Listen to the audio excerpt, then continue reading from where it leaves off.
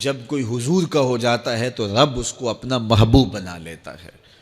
تو حضور کی محبت خدا کی محبوبیت کا ذریعہ ہے، اس لیے ہمیں حضور کا پیار اپنی روحوں میں موجزن کرنا ہے، حضور کی محبت اپنی روحوں میں اتارنی ہے، اور محبت اپنے تمام تر تقاضوں کے ساتھ جب روح پذیر ہوگی تو پھر ہمارا انداز زندگی بھی سنور جائے گا، ہماری آخرت بھی سنور جائے گی۔ محبت کے من جملہ تقاضوں میں سے سب سے بڑا تقاضا محبوب کی اطاعت ہے کہ بندہ جس سے پیار کرتا ہے اس کی بات مانتا ہے۔ یہ ہے دعوی محبت کا ثبوت، اس کی دلیل۔ اور حضور کے صحابہ کی زندگیاں دیکھیے کہ انہوں نے حضور علیہ السلام کے ساتھ کیسے پیار کیا، حضور کی محبت میں اپنی عادتوں کو بدل دیا۔ حالانکہ عادتیں نہیں بدلی جاتی، دو سکے بھائی ہوں، رشتہ کتنا گوڑا ہے، اور ایک گھر میں پرورش پائی ہے، ایک گود میں پلے ہیں، ایک باپ کے گہوارہ تربیت میں رہے ہیں، لیکن طبائع میں اختلاف یہ ایک فطری بات ہوتی ہے۔ ہمارے پاس لوگ آتے ہیں، دو سکے بھائی ہوتے ہیں، ایک کی طبیعت ادھر کو جا رہی ہوتی ہے، دوسرے کا مزاج ادھر کو جا رہا ہوتا ہے، ایک سخت نرم مزاج ہوتا ہے اور دوسرے کی آنکھوں سے انگارے پھوٹ رہے ہوتے ہیں، ایک معاف کر دینے والا ہوتا ہے، ایک سخت غصیلا ہوتا ہے، ایک کی طبیعت کے اندر تلخی کی چنگاریاں ہوتی ہیں اور ایک کی طبیعت کے اندر نرمی کے پھول ہوتے ہیں۔ آپ نے بھی دیکھا ہوگا، تو یہ ایسا ہوتا ہے۔ اب اسی طرح کھانے پینے کی چیزوں میں طبائع کا اختلاف یہ فطری بات ہے، ایک کو ایک چیز پسند ہوتی ہے، دوسرے کو وہ چیز پسند نہیں ہوتی ہے۔ بعض اوقات ماں کو مسئلہ ہوتا ہے کہ یہ چیز اگر میں تیار کرتی ہوں تو میرا دوسرا بیٹا نہیں کھاتا، تو اس کے لیے بعض سے الگ سے کوئی چیز تیار کرنی پڑتی ہے کہ اس کی ڈیمانڈ یہ ہے اور میرے اس بیٹے کی ڈیمانڈ یہ ہے۔ مائیں مزاج سمجھتی ہیں، ایک آغوش میں پرورش پانے کے باوجود خون ایک ہے، گہوارہ تربیت ایک ہے، دودھ ایک ہے، لیکن طبیعتوں کے اندر اختلاف پایا جا رہا ہے۔ لیکن صحابہ کی زندگیاں دیکھیے، انہوں نے اپنی طبیعتیں بھی حضور کی طبیعت کے سانچے میں ڈھال دی۔ حضرت انس بن مالک کو کسی نے دیکھا کہ وہ شوربے سے کدو کے ٹکڑے نکال نکال کے کھا رہے ہیں، تو کہا یہ کیا کر رہے ہو؟ کہا میں نے ایک دن حضور کو یوں کرتے ہوئے دیکھا تھا۔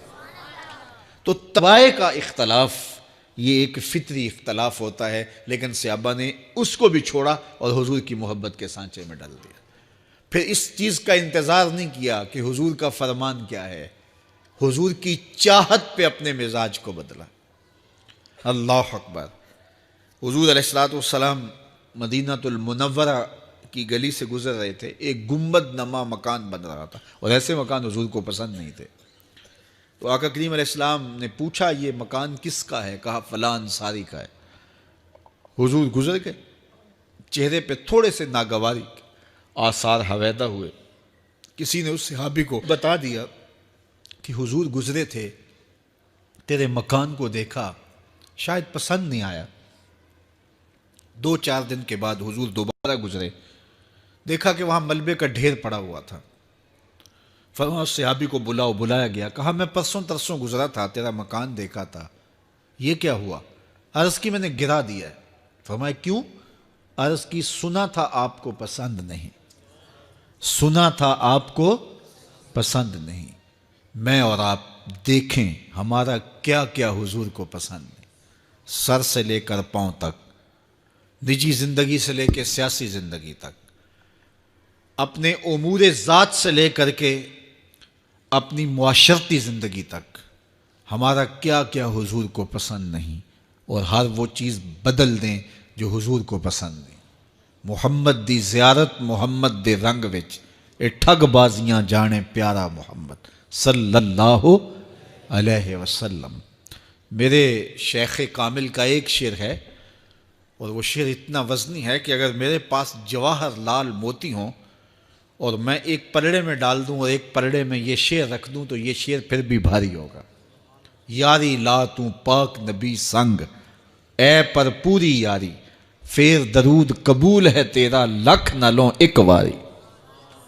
1.25 لاکھ مرتبہ درود پڑھنا ایک طرف، اور ایک دفعہ حضور کی ذات پہ درود پڑھنا، ان کی محبت کے سانچے میں یوں ڈھل کر کے جو وہ کہتے ہیں وہ میری زندگی کا عمل ہے، یہ اس سے وزنی ہے، یہ اس سے بھاری ہے۔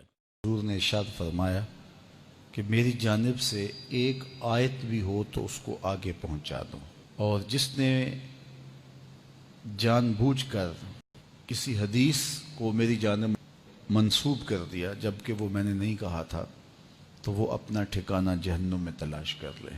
آج کل سوشل میڈیا کے دور میں جو بھی آگے اس کو بڑھا دیتے ہیں کہ یہ حدیث رسول ہے، بہت ساری ایسی چیزیں ہوتی ہیں جن کا حضور کے فرمان سے کوئی تعلق نہیں ہوتا ہے۔ چیز اچھی ہے تو اس کو حضور سے منسوب کر کے آگے کیوں بڑھایا جائے اگر وہ حضور کا فرمان نہیں ہے۔ مختلف بزرگوں کے اقوال کو حضور علیہ السلام کے ساتھ منسوب کر دیا جاتا ہے، تو دیکھنا چاہیے کہ حضور علیہ السلام کا فرمان کیا ہے۔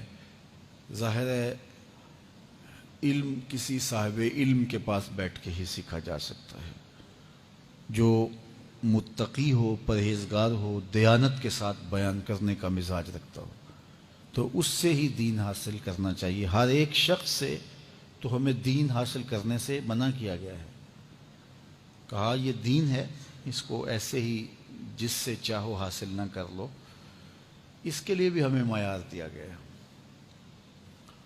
اور بعض لوگ سوشل میڈیا کو اتنا معتبر سمجھ بیٹھے کہ وہاں جو ملے، حالانکہ وہ بھی انسانوں نے ڈالا ہوا ہے اور لوگوں نے اپنے اپنے عقیدوں، اپنی اپنی خواہشات کے مطابق وہاں جو بھی ڈال دیا، تو اس کو ہم نے کہا کہ یہ جو ہے وہ درست ہے، جبکہ زیادہ تر چیزیں وہاں درست نہیں بھی ہوتی۔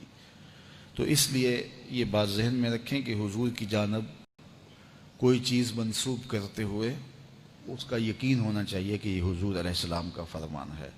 رسول کریم صلی اللہ علیہ وآلہ وسلم نے ارشاد فرمایا، جس شخص کی اللہ بھلائی کا ارادہ کر لیتا ہے اسے دین کا فہم عطا کر دیتا ہے، دین کی سمجھ نصیب کر دیتا ہے۔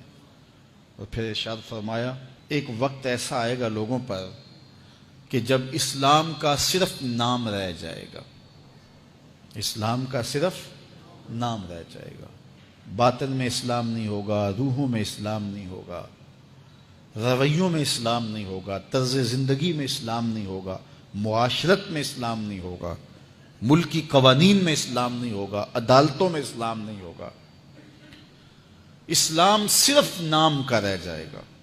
وَلَا يَبْقَى مِنَ الْقُرْآنِ إِلَّا رَسْمُهُ، اللہ اکبر، اور قرآن صرف رسم کے طور پہ، رسم الخط کے طور پہ باقی رہ جائے گا۔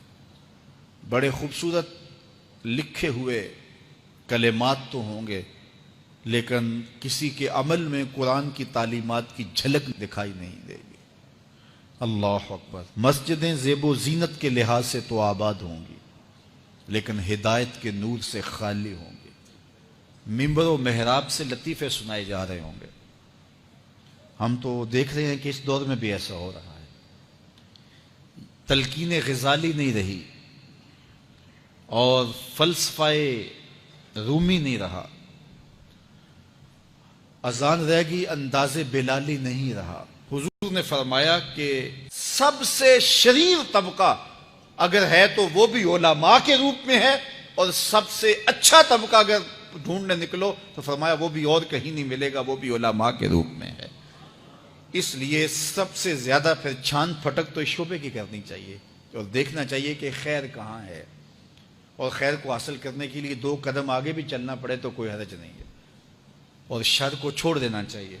حضور نے ارشاد فرمایا، اللہ کے نزدیک سب سے زیادہ لوگوں میں جو شریر شخص ہے، قدر و منزلت کے لحاظ سے قیامت کے دن سب سے شریر شخص وہ ہوگا جس کے علم نے اس کو نفع نہیں دیا۔